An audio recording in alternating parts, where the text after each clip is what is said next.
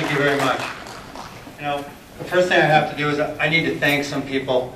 I want to thank Vicki for bringing this beautiful hall here and putting this together, because this takes a lot of work, and I have all volunteers. This campaign here is a very special campaign because of where we came from and where we are today. This was done through volunteers from people that believed in what we were doing. And you know, there's a lot of people here that, you know, as I look around, that were my teachers from the very beginning, and that, you know, I learned a lot of lessons on the way here. And, you know, I just want to thank everybody that's a part of this campaign. Mark, that's my campaign manager, that came out of nowhere when me and my wife thought we were going it alone. And he showed up and said, you know, hey, I want to help you. And then it was just one after another. And I'm just very proud to look at everybody that's here and say, once again, just thank you. Thank you. And I promise that I will do the due diligence that is expected of myself. People say to me, in fact, we got a gentleman over here that's from the police force that has told me that if I don't do what I say, he's going to remember me and come and get me.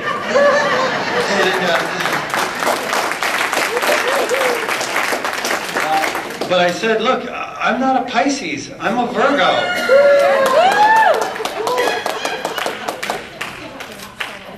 But there's a lot of people here that, and in fact, that story that Mike Bishop said that, you know, I kind of want to see what it's going to be like with him in Congress, because I think that the people that know me know exactly what he's talking about. Because there's not a whole lot in between wrong and right with me. It's either wrong or it's right. It either has common sense or it doesn't. It's either what my constituents are asking of me to do. Looks like it's a pretty something that shouldn't be that hard. I mean, I insure human beings for a living right now. I won't have a problem with taking care of 800,000 people because I take it that personal. Those 800,000 people are depending on me and all these volunteers for the next 3 weeks to go out there and put the pedal to the metal. Because there will be no rock unturned. We will do this. We will do the due diligence that it takes. And when it's all said and done, we're going to be able to look at each other and say, it was a long ride, but it was all worth it.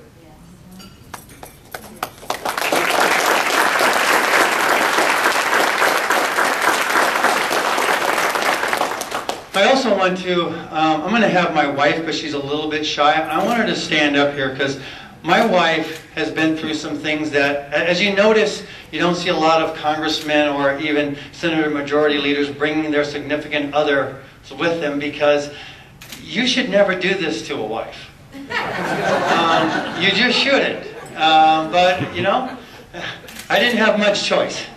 But that's Lynn.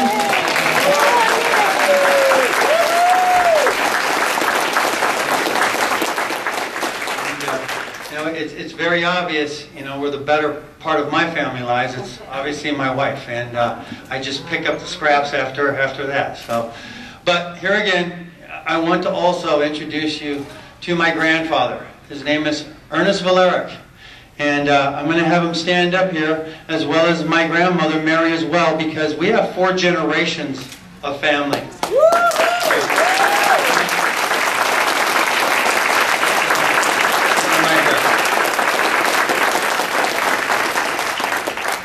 Obviously, I have 2 children. Me and my wife are married.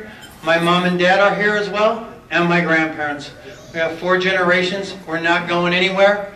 And the Volaric family is a large family, probably more than, well, 30 to 40 people, including my wife's family as well. And we're all within the district. We're all within either 10 miles of the district or we live in the district.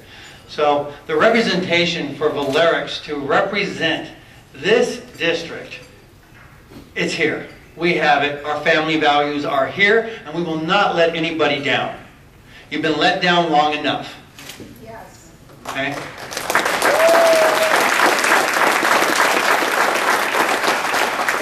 Now there are a couple statistics that I want everyone to know here because it's part of our game plan, but You know, Michigan is in a free fall. We are falling like a rock. And, you know, we have 100 years of seniority on the federal side, but unfortunately, they're liberal. Dingell, Conyers, Levin do not care about Michigan.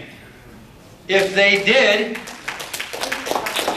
we wouldn't have 13 of the 25 cities with the worst economy, with the biggest loss of income per capita than any state in the Union.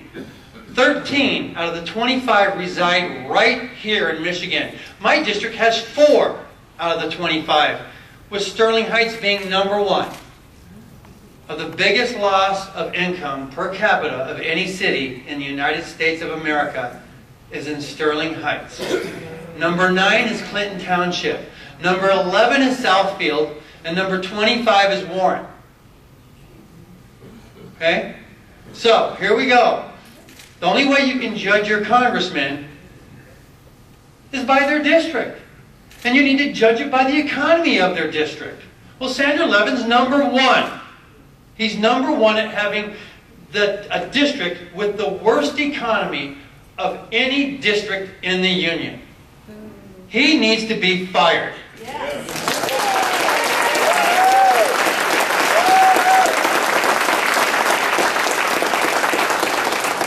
Like I've told people, this campaign is a positive campaign. This campaign is a campaign of hope. I'm not giving up on Michigan. They have, but I am not giving up on the state that I love so much, that I came back from. I used to live in California. I think people know that. And I came back here 10 years ago. And it's the best thing that ever happened to me. I met my beautiful wife. Woohoo! And I've come back for family. You know, it's only so long that you can be by yourself in another state, so far away, and at some point, you'll look back and you'll say, I need to be with my family. And that happened for me a little over 10 years ago. And I'm just so proud that, you know, here we are now. I'm truly just extremely happy that we're able to bring something to the table here that the 12th district has never had. And that's true representation, okay? I mean, they might call me a lamb, and that's fine and dandy, but I also call myself a wolf in sheep's clothing. And this wolf here bites, and we're not taking it no more.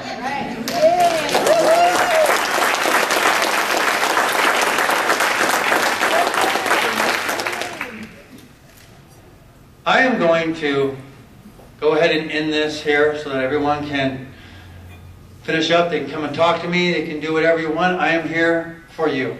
My whole purpose is to serve the people, to be a servant of the people.